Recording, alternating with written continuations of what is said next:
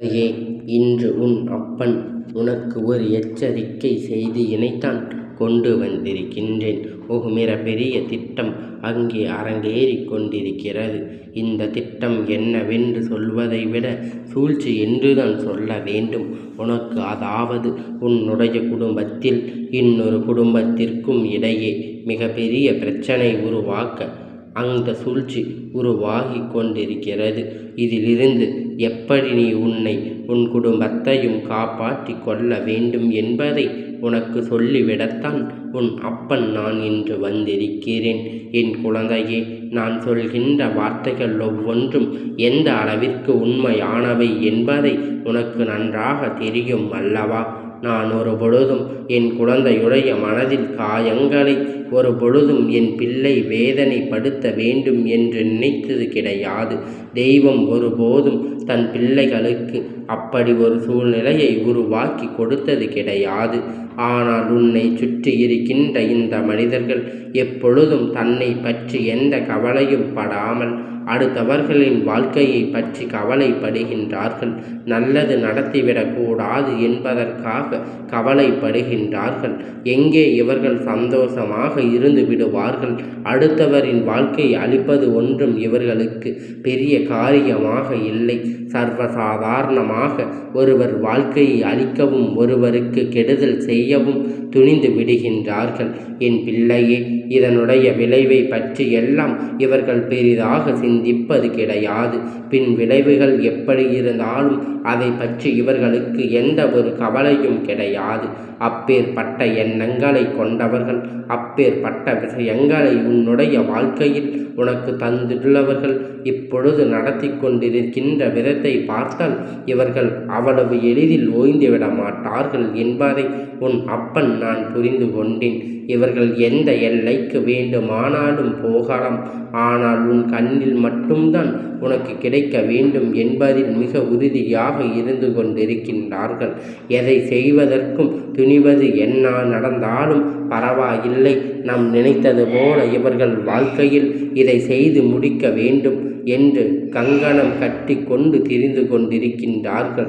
இவர்கள் எங்கிருக்கிறார்கள்? இது ஆன பெண் யார்?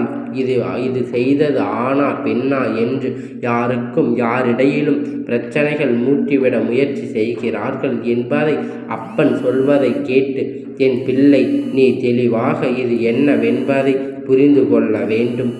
என் பிள்ளை அதனை கேட்டு என்னவென்று தெளிவடைந்து, என் குழந்தை, பொதுவாகவே குடும்பங்களுக்குள் ஒரு சில கசப்பு வேறுபாடுகள் இருக்கும். ஒரு சிலர் ஒரு குடும்பத்தை பார்த்து இன்னொருவர் பொறாமைப்பட்டு கொண்டிருப்பார்கள். அவர்கள் அப்படி இருக்கின்றார்கள், இவர்கள் இப்படி இருக்கின்றார்கள் என்று சொல்லி எப்பொழுதுமே பொறாமைப்பட்டு கொண்டிருப்பார்கள்.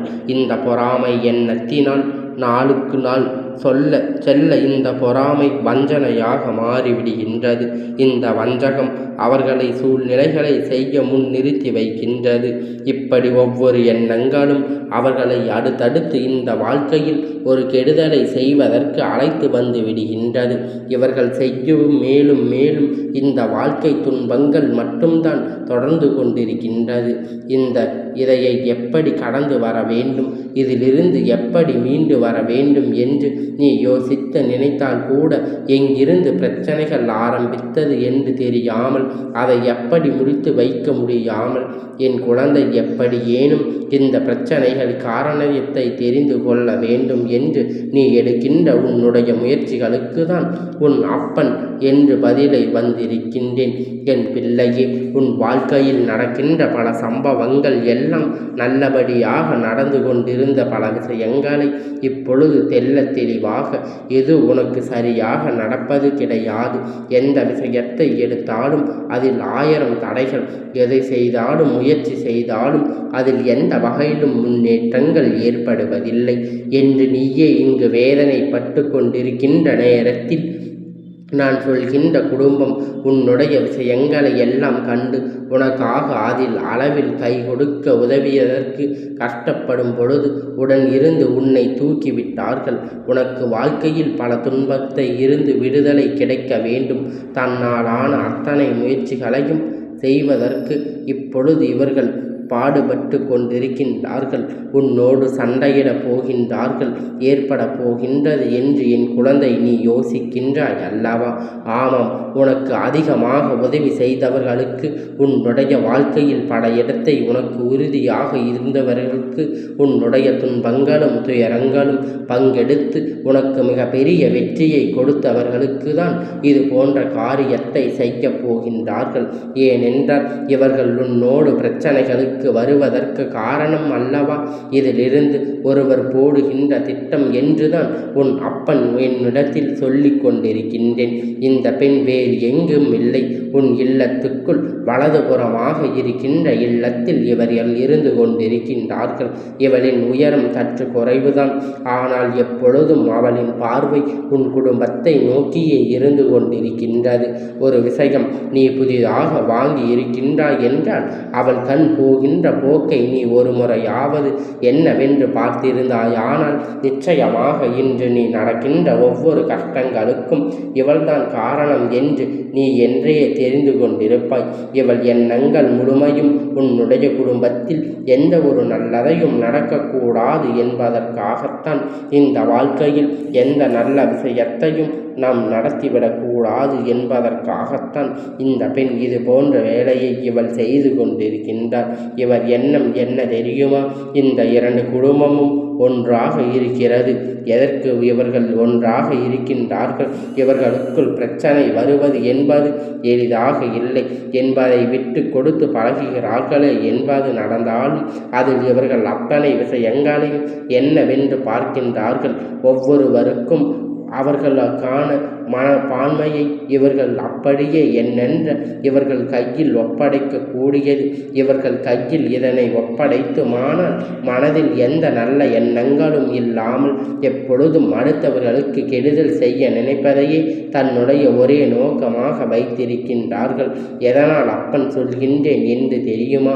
இந்த பெண்ணுடைய பார்வை, இந்த பெண்ணுடைய பேசுகின்ற வார்த்தைகளும் எப்பொழுது சரியற்றது, எப்பொழுதும் அது சரியாக இருப்பது கிடையாது. அடுத்தவர்கள் குடும்பத்தில் எப்பொழுதும் கெடுதல் நினைக்கக்கூடியவர் அதை பார்த்து ரசிக்கலாம் என்று உணர்த்து விழுந்து கொண்டிருக்கின்றார்கள். சொல்வதை கவனமாக கேள். உனக்கு எந்த குடும்பம் மிக பெரிய உதவி இருந்ததோ அந்த குடும்பத்தில் இருக்கின்ற அவர்களை பற்றி நீ சொல்லாத விஷயத்தை, அவர்கள் பற்றி நீ என்ன செய்த கருதினாயோ தவறுகளாக திரித்து உன்னை பற்றி அங்கு சொல்வதோடு மட்டுமல்லாமல் அவளின் மனதில் இருக்கின்ற அத்தனை கவலையும் அவர்கள் கொட்டி தீர்க்கும்படி இவர்கள் நடந்து கொண்டிருக்கின்றார்கள். அப்படி அத்தனை கவலையும் கொட்டி தீர்க்கும் பொழுது இடையில் இருக்கின்ற இவர்கள் அதனை தனக்கு சாதகமாக பயன்படுத்தி கொண்டிருக்கின்றார்கள். அதையே தன்னுடைய ஆயுதமாக எடுத்துக்கொண்டு அவள் இந்த நிலையில் இருக்கும்போது அவர்களுக்கு ஏதாவது உதவி செய்கிறாயா, அவர்களுக்கு எந்த ஒரு நன்மையாவது செய்திருக்கிறாயா என்று சொல்லி அந்த நேரம் இந்த வாழ்க்கையானது உனக்கான நன்மையை கொடுக்காமல் போய்விட்டது. உன்னுடைய பிரச்சனைகளை சரி, உன்னுடைய சந்தோஷத்தையும் ஆறுதலையும் அள்ளி கொடுக்கின்ற அந்த குடும்பத்தில் இருக்கின்றவர்களுடைய கஷ்டங்கள் கவலைகளையும் சரியாக தெரிந்து கொண்டு வைத்திருப்பது இடையில் இருக்கின்ற இந்த பெண். இங்கே அங்கே என்று சொல்லி குடும்பத்தை பிரிப்பது மட்டுமே தன்னுடைய வேலையாக கொண்டிருக்கின்றார். இந்த பெண் ஒருபோதும் தப்பித்து வரமாட்டார். இனி ஒருபோதும் இந்த அப்பனுடைய கையில் இருந்து இவளுக்கு தண்டனை கிடைக்காமல் போய்விடாது. எல்லாம் அப்பன். இந்த வாழ்க்கை உன்னை தேடி வந்து உன் அப்பன் என்று சொல்லப் போகின்ற இந்த விஷயத்தை தான் இனி இந்த வாழ்க்கையில் மீண்டும் மீண்டும் எப்பொழுதும் எதிர்பார்த்து உனக்கு நடக்கப் போகின்றது. நடந்து போய்விட்டது. எல்லா விஷயத்தையும் தாண்டி என் பிள்ளை யாரெல்லாம் உனக்கு என்னவெல்லாம் செய்தார்கள் என்பதை நீ புரிந்து தெரிந்து கொள்ள வேண்டும். உனக்கு நடக்கின்ற இவர்களுடைய விஷயத்தை எல்லாம் என்ன என்பதை நீ முதலில் தெரிந்து கொள்ள வேண்டும். எதனால் நமக்கு மிகவும் நெருக்கமானவர்களை பற்றி எந்த காலத்திலும் இதயத்துக்கு நெருக்கமானவர்களை பற்றி எவரிடத்திலும் சொல்லக்கூடாது. இவர்கள் எனக்கு மிகுந்த நெருக்கமானவர் என்று நீ வெளியில் என் குழந்தை சொல்கின்றாய் என்றால் இங்கு நாம் எந்த ஒரு விஷயத்தையும் மற்றவர்களிடத்தில் பகிர்ந்து கொள்ள நினைத்தோமானால் அது ரகசியம் அல்ல. அது மட்டும் ஒருவர் ஒருவரோடு நல்லபடியாக பேசிக்கொண்டிருக்கும் பொழுது மட்டும்தான் அந்த விஷயத்தை எல்லாம் தன் மனதில் வைத்து கொண்டிருக்கின்றார்கள். எப்பொழுதும் அவர்களோடு மனசார வருகின்றார்கள். அப்பொழுது அவர்கள் சொன்னது அந்த ரகசியத்தை மற்றவர்களிடத்தில் சொல்லுகின்ற நிலை வந்தாலும் கூட அதை சொல்லக்கூடாது அல்லவா? எவ்வளவுதான் கருத்து வேறுபாடுகள் இருந்தாலும், எவ்வளவுதான் கஷ்டங்கள் இருந்தாலும், அதையெல்லாம் தாண்டி என் குழந்தை யார் ஒருவர் மற்றவர்கள் தன்னை நம்பி ஒரு விஷயத்தை செல்கிறார்கள், அதை நாம் வெளியில் சொல்லக்கூடாது என்று சொல்லி அதனை ரகசியமாக வைத்திருக்கின்றார்கள். அவர்கள் மட்டும்தான் இந்த வாழ்க்கையில் அத்தனை விஷயங்களையும் மற்றவர்களிடமிருந்து கேட்டு தெரிந்து கொள்வதற்கு தகுதியானவர். ஆனால் அந்த தகுதியில் இப்பொழுது இங்கு யாரும் இல்லை என்பதை உண்மை. அந்த தகுதி கொண்டவர்கள் இங்கு அவ்வளவு எளிதில் இப்பொழுதெல்லாம் அவர்களுக்கு என்ன கொடுத்தாலும் செய்யலாம். அடுத்தவர்கள் குடும்பத்தில் எப்பொழுதும் பிரச்சனைகளை உண்டாக்கலாம் என்று சொல்லி எப்பொழுதும் கங்கணம் கட்டி கொண்டு திரிந்த இந்த பெண்ணை நீ ஒருபோதும் உன் வாழ்க்கைக்குள் அனுமதித்து விடாதே. இவர்களுடைய உணர்வு நீ பாதித்து கொடுத்ததனால் இன்று உன் வாழ்க்கையில் உன்னுடைய உணர்வுகளை கேள்விக்குறியாக விட்டு துணிந்து கொண்டிருக்கின்றார்கள். அதனால் இது போன்ற எப்பொழுதும் எந்த விஷயத்தையும் உன்னுடைய வாழ்க்கையில் நடக்காமல் இனிமேலாவது சற்று கவனமாக நீ நடந்து கொள்ள வேண்டும். என்ன நடந்தாலும் இனிமேல் உன்னை சுற்றி நடக்கின்ற விஷயத்தை எல்லாம் என்னவென்பதை நீ சரியாக தெரிந்து கொள்ள வேண்டும். என் குழந்தையே, மனது என்னவெல்லாம் ஏற்றுக்கொள்ள வேண்டும். நண்பன் சொல்வதை கேள், அதனை படி. என் குழந்தை மற்றவர்களுடைய வார்த்தைகளை கேட்டு தெரிந்தவாக வேண்டும் என்றால் இவர்கள் நினைத்து அதனை செய்துவிட வாய்ப்பு உண்டு. ஏனென்றால் நீதான் மற்றவர்கள் ஒரு வார்த்தை கேட்டாலே உடனே அதற்கு பதில் சொல்லி விடுவாய் அல்லவா? அடுத்தவர்கள் சற்று கருணையோடு உன் முன்னால் வந்து அவர்களுக்கு இரக்கப்படுவாய் அல்லவா?